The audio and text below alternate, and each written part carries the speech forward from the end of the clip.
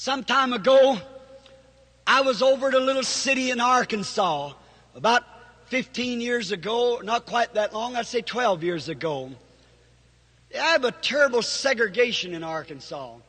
And I've been into a little church, and the policeman helped me in and out, and I was coming out of the church, and I could hear someone saying, "Mercy! Mercy!"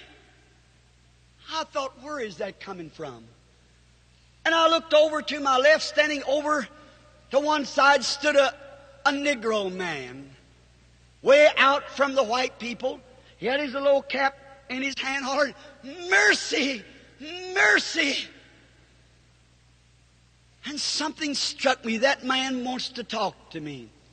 And I said to the policeman, I said, "I want to go over and see that man."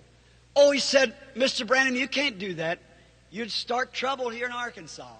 Said, "You can't do that." He said, "We just can't let you do that." I said, "But the Holy Spirit's telling me to go." He said, "Well, Brother Branham, you'll start a race, right?" I said, "All these white people here to be prayed for, and you go over there, that colored man." I said, "I can't help what kind of laws you got. I follow a law, and that law is the law of the Spirit."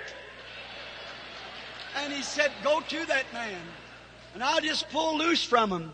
And I went over there, and I heard his wife say, "Be of good courage, honey. The parson is coming."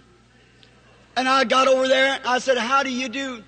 He had his hands out like this. He said, I'm not saying this disregarding to my colored friends, either here or on the radio, but he had a real southern talk.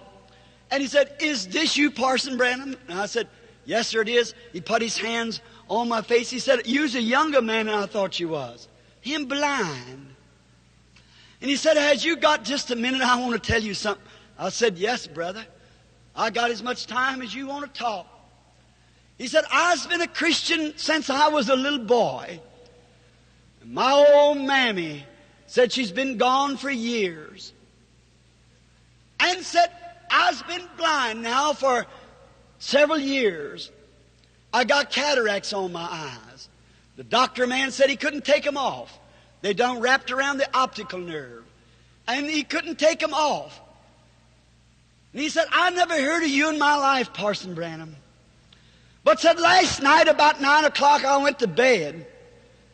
He said, I dreamed I saw my old mammy come up to my bedside.